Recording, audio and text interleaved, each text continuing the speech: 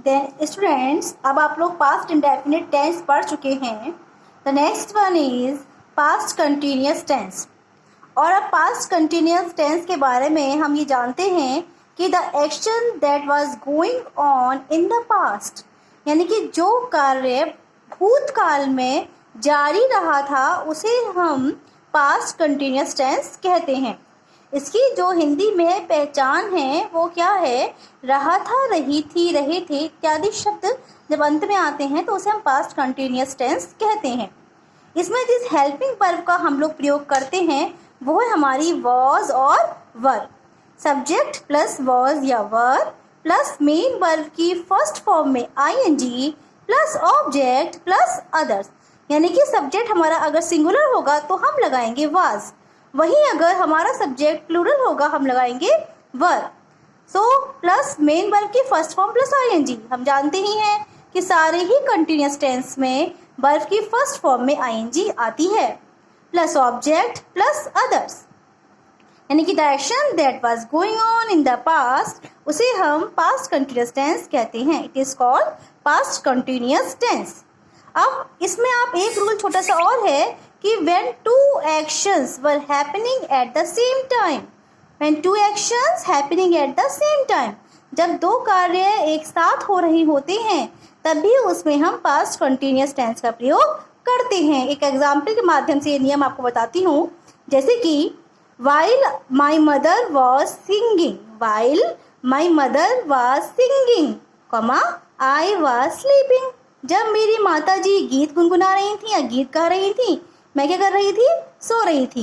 यानी कि while my mother was singing, जब मेरी माताजी गाना गा रही थी या गा रही थी मैं सो रहा था या सो रही थी।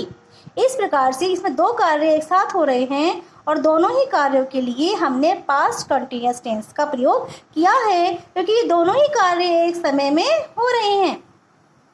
और इसका एक एग्जाम्पल देखें, आई was writing a book yesterday morning, मैं कल सुबह एक पुस्तक लिख रही थी। ठीक है, तो I was writing a book. Next है हमारा the sun was shining brightly yesterday, कल सूरज चमक रहा था, मतलब कल अच्छी धूप निकल रही थी।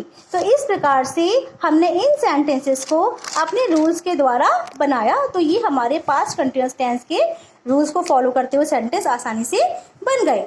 अब नेक्स्ट हमारे आते हैं निगेटिव सेंटेंसेस। अब पास्ट कंटिन्यूअस टेंस के निगेटिव सेंटेंसेस को बनाने के लिए हमें क्या करना होगा? केवल सब्जेक्ट के बाद में हमें वाज या वर लगाना है और उसके साथ में नॉट को प्लस कर देना है, यानी कि सब्जेक्ट प्लस वाज और वर, सब्जेक्ट प्लस वाज और were plus not plus main verb की first form plus object plus others. तो इस प्रकार से हम इस नियम को फॉलो करते हुए अपने निगेटिव सेंटेंसेस को बनाएंगे। फॉर एग्जाम्पल, उदाहरण के तौर पे the wind was not blowing last night, the wind was not blowing, यानी कि हवा कल रात को नहीं चल रही थी। Definitely true. तो हवा कल रात्रि नहीं चल रही थी, ये सेंटेंस हमने बनाया है पास्ट कंटिन्यूअस टेंस में। आप जानते हैं विंड माने होता है हवा, यानी कि वायु। अब कई लोग कहते हैं कि हम यहाँ पे एयर क्यों नहीं लगा सकते? देखिए, there is a wide difference between wind and air. Wind का मतलब होता है वो नेचुरल प्राकृतिक हवा जो बाहर एटमॉस्फेयर में होती है, जो बाहर एटमॉस्फेयर में एक नेचुरल हवा होती है, प्राकृतिक जो हवा होती है उसका अर्थ होता है विंड। और एयर होती है आपकी आर्टिफिशियल, पंखे की हवा, एसी की हवा, ये सब कैसी है? आर्टिफिशियल। और विंड है हमारी नेचुरल, तो इसलिए यहाँ पे हमने विंड का प्रयोग किया है। नेक्स्ट आपका एग्जाम्पल है कि the poet was not writing the poem, यानी कि जो कवि है वो कविता नहीं लिख रहा था। तो इस सेंटेंस में जो पोइट है हमारा सिंगुलर सब्जेक्ट है, हमने उसके साथ में वाज नॉट का प्रयोग किया है। तो इस प्रकार से हम अपने पास्ट कंटिन्यूअस टेंस को बनाएंगे। अब आती है उन सेंटेंसेस की बारी जो कि क्या से शुरू होते हैं या जिन्हें हम प्रश्नवाचक वाक्य भी कहते हैं। इन वाक्यों को बनाने के लिए हम सेम टू सेम वही फॉर्मूला अप्लाई करेंगे जो अभी तक हमने सारे टेंसेस में किया है। सबसे पहले हम लगाएंगे वर्ब हेल्पिंग वर्ब जो कि हमारी है वाज या वर। वाज या वर के बाद में आपका आएगा सब्जेक्ट यानी कि कर्ता। अगर वो सेंटेंस आपका निगेटिव भी है, यानी कि उसमें अगर नॉट का प्रयोग भी हुआ है, तो आप लगाएंगे नॉट। वाज या were plus subject plus not plus main verb की फर्स्ट फॉर्म में ING plus object plus others, और last but not the least question mark. ठीक है, इस रूल को फॉलो करते हुए हम अपने इंटेरोगेटिव सेंटेंस को बनाएंगे। For example, were the children not making a noise in the class?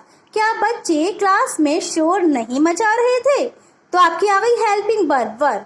ठीक है, then subject, then not, then आपकी main verb making a noise, शोर मचाना, इन द क्लास यानी कि ऑब्जेक्ट।